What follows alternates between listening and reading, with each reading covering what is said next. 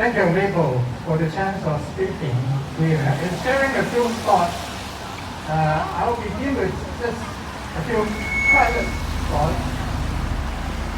Today is raining, and it's rather unusual because usually on Canada Day, the sun is out and everybody is enjoying it. But today, the sky is crying, and for a reason. Because China has had this nasty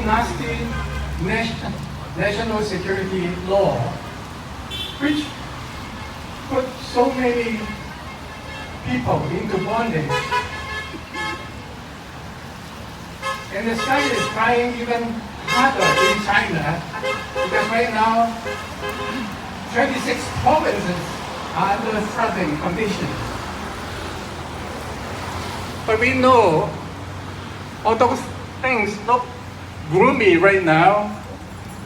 Beyond this dark cloud that we are looking at, there's still the sun out there, believe it or not. And we know, despite whatever China think that they are, God is still in control, and we believe that one day justice will be done. So today I'm going to share with you a joint statement from a group of concerned citizens, Canadian citizens of Chinese descent. And the title of this is, Today's Michael, Tomorrow Hongkongers. Now, not long ago, after the arrest of Meng Wanzhou for extradition to US, two Canadians, the two Michaels, were detained by the Chinese government, and now into their 560 days. Now, following Meng's loss in her first bid to avoid extradition, and the court ruling that extradition hearings will proceed, the Chinese government announced that the two Michaels are charged with the serious felony of espionage. A top spokesperson for China even suggested the two Canadians could be released if Ottawa intervenes in Meng's extradition case and set her free. And they said such options are within the rule of law and could open up space for resolution to the situation of the two Canadians.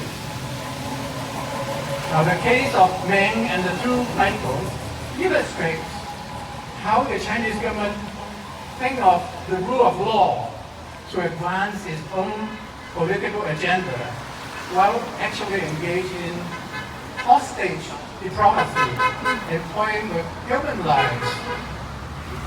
Now, when the Chinese Communist Party, the CCP, speaks of upholding the rule of law, they are not referring to the democratic idea of separation of powers within the government, which ensures that the restraint of power for the protection of the rights and liberties of the people.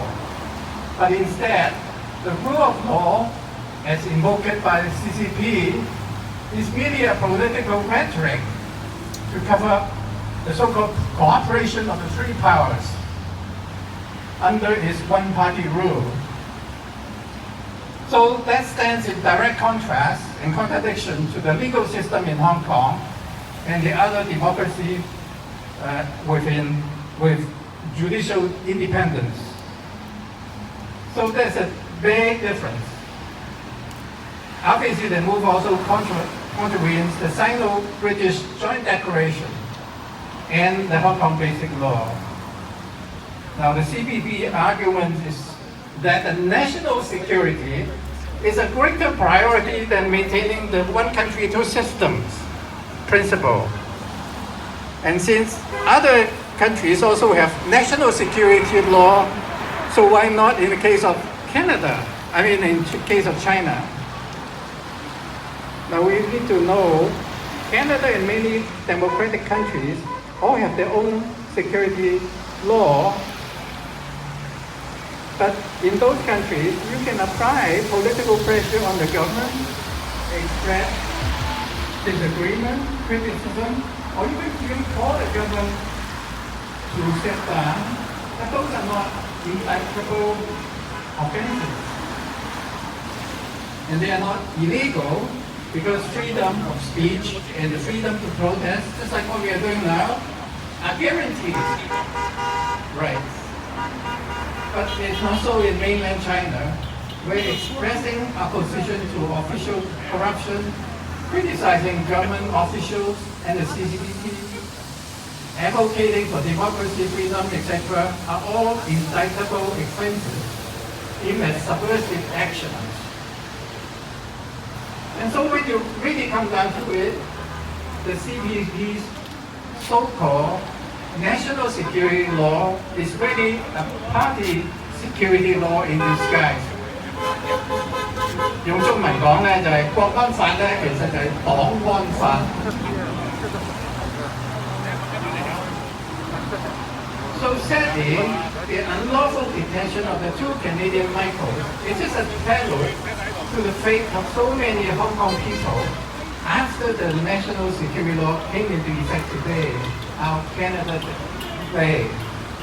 So Canada and the international community can no longer be bystanders in the face of brutal human rights abuses in Hong Kong, or limited the action to concerned statements and verbal condemnation.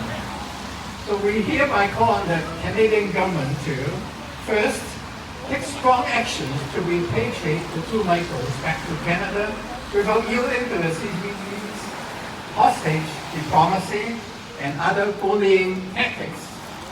Second, extend assistance, including asylum, to Hong Kong democracy activists facing persecution. And thirdly, take punitive actions against Chinese and Hong Kong government officers and their accomplices who have committed human rights abuses. And that's all the statement prepared by concerned group of citizens. Thank you.